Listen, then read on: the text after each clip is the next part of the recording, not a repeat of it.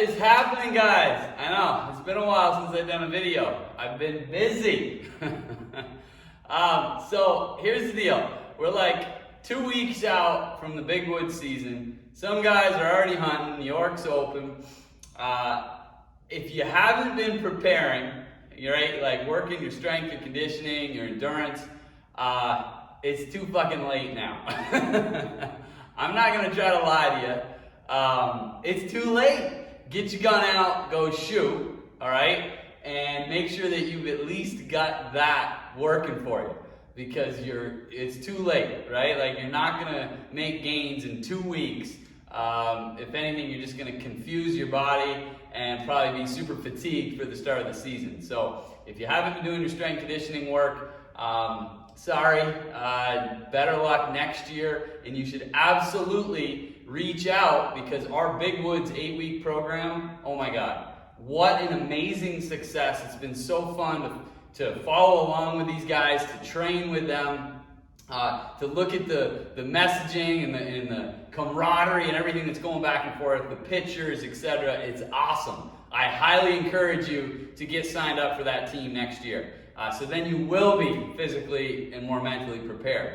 But are there things that you can do to help you have a more successful season? Absolutely, okay? Your mobility, your movement capacity, flexibility, recovery, that's all, those are components, variables that you absolutely can make a difference in, especially within the season, after a hard day of hunting. And I'm gonna take you through just like a basic progression that I go through. I'm not gonna sit here and tell you these are the exact movements that your body needs, because everybody's different. But I'm gonna give you an idea of what I'm doing each day after I hunt. Doesn't take very long. You just have to dedicate, 5 to 8, 10 minutes each night, so that you can be in a better place the following day. Okay, so to start with, some type of 90-90 hip mobility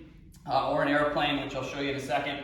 90-90 just refers to this position here, okay? I got 90 degree at the knee, the hips, and it's on both legs. And all I'm doing is flowing back and forth. We call this 90-90 flow, okay? So if you're somebody that this bothers, like you don't have that range of motion in the hip, okay? Sit yourself up on something, maybe a foot off the ground, a couple pillows, something, if you have pads or something you can stack up, that can help. And then you can go from that position, we'll take it a step further, and we'll just like swing that leg around and back, swing it around and back. You might go from 90-90, reach out front. You're gonna get a little bit more like stretch through the lateral hip, press out front, exhale as you do that. So that would be 90-90 type of variation. We do all sorts of them in our training, but that gives you kind of an idea. Another one that I love to do is a hip airplane. So here, all we're trying to do, both the 90-90, the airplanes, we're trying to move the pelvis, right? Move the femur inside the pelvis. In the case of the 90-90, we're moving those femurs back and forth, kind of rotating that ball in the socket.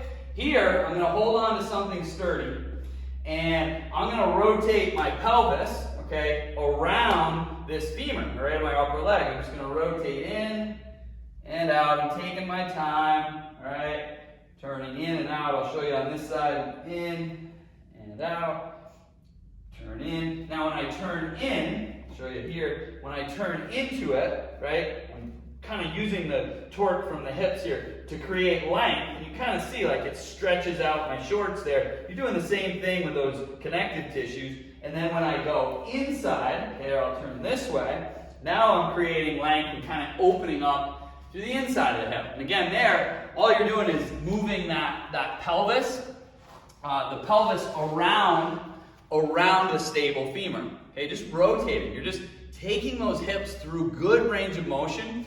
You're gonna get stuck in these patterns when you're hiking all day. Maybe you're sitting in the truck, you got drives, etc., or if you're sitting in a stand. You're gonna get stuck in these positions. We need to open those hips back up, okay? And exploring rotation is a great way to do that. Then I almost always go through Spider-Man kind of flow. So I'm gonna show you here. I'm gonna move my leg out front. I'm using the pad to just for my knees. I'm getting older, man. I mean, that feels a lot better to be on a pad than on hard floor. So here, I'm in this deep kind of Spider-Man position, right? Leg is up, hands are down. I'm gonna reach an elbow down, kind of hang out there. I might rotate a little bit. I'm gonna exhale, reach up, down. Maybe I rotate a little. I might move my hands in.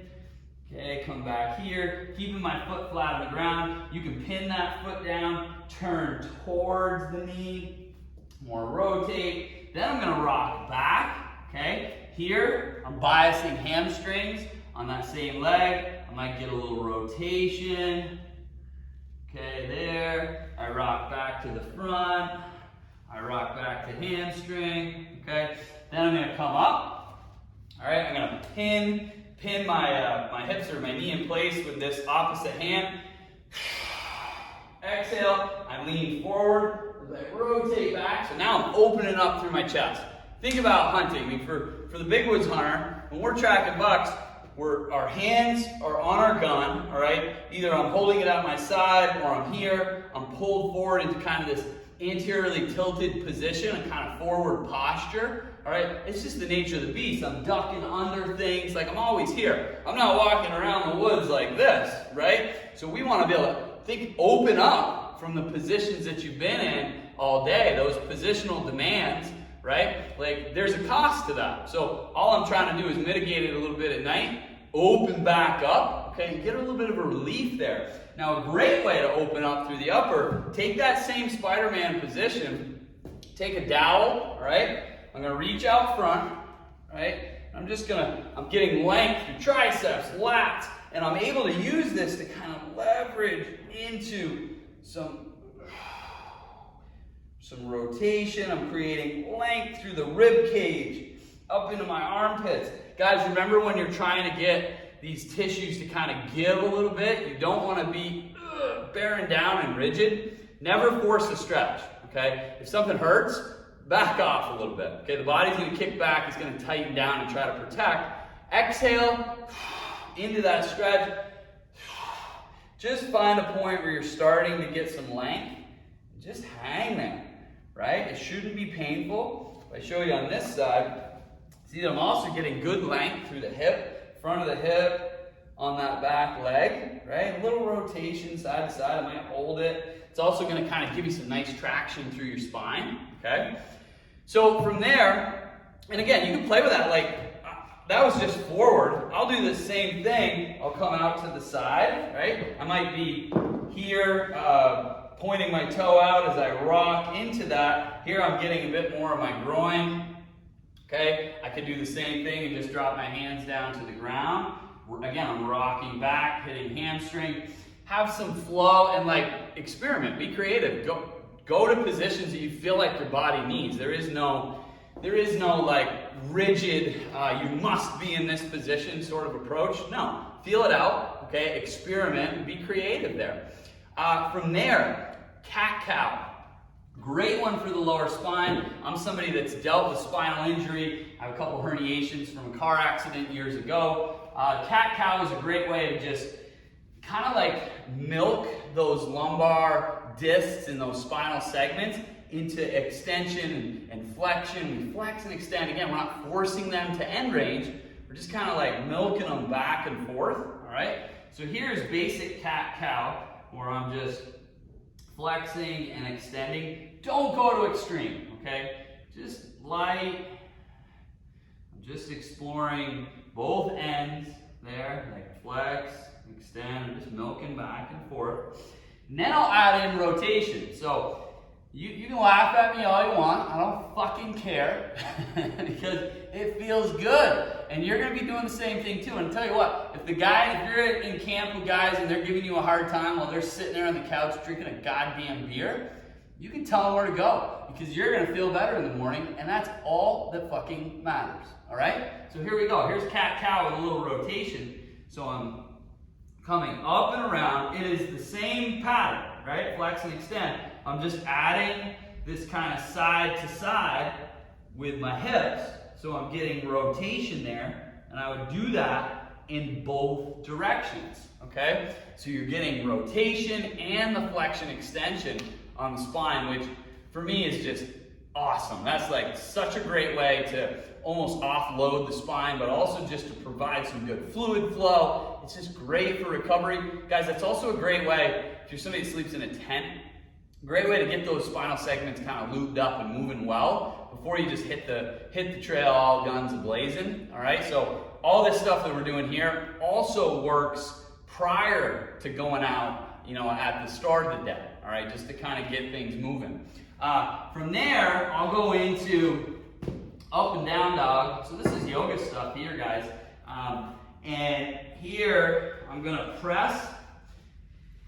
Here's my down dog position. So I'm pressing, think like doing a shoulder press. I'm pushing against the floor, pressing myself back, all right? And I got a little bit of bend in my knees, pressing, opening, and I'm just gonna pedal my heels a little bit here. So I'm getting like some calf stretch.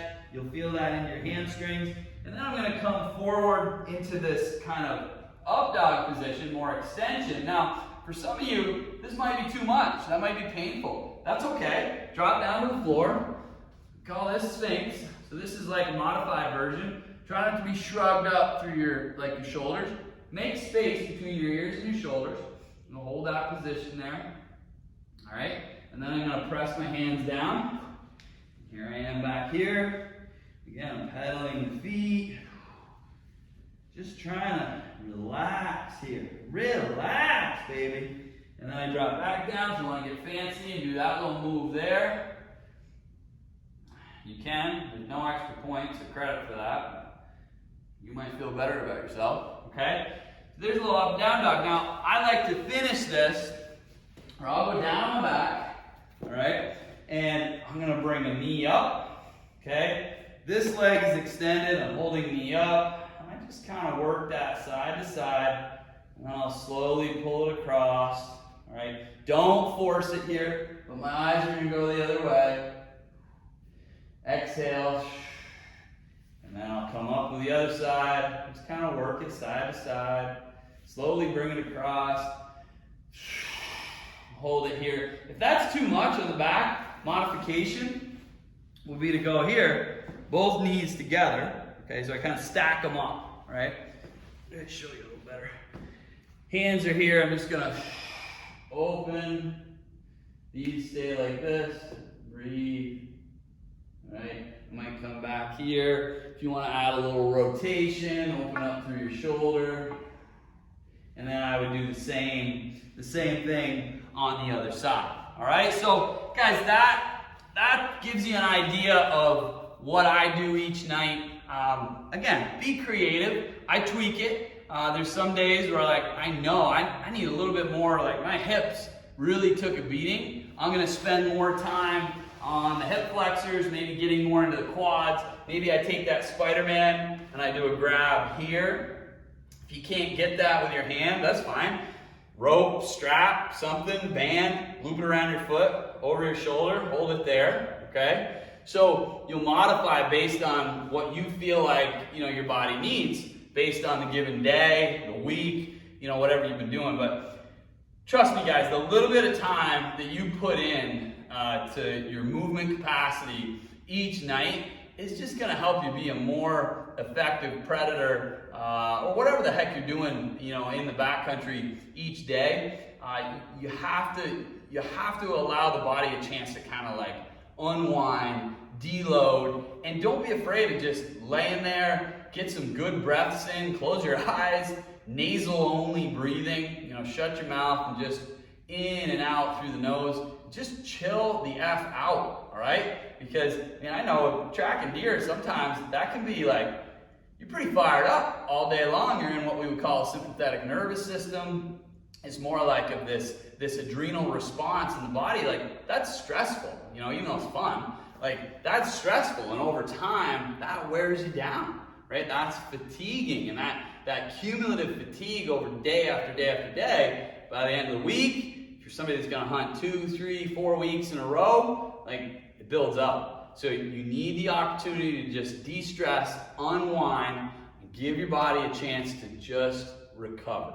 All right? Now, I know that all of you are sitting there right now eyeing this thing that I got on my head because these are freaking sweet, new Hunt Blaze Orange Ridgeline hats. Yes, I've got more. There's some on the shelf. We've actually got some coming that are embroidered rather than having it's faux leather.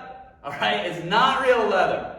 The real leather patches, whatever, cool, say what you want, but they friggin' fall off when they get wet, they get faded, they curl up, they're no good. These are faux leather, great for those of us that aren't just like bumming around on the street.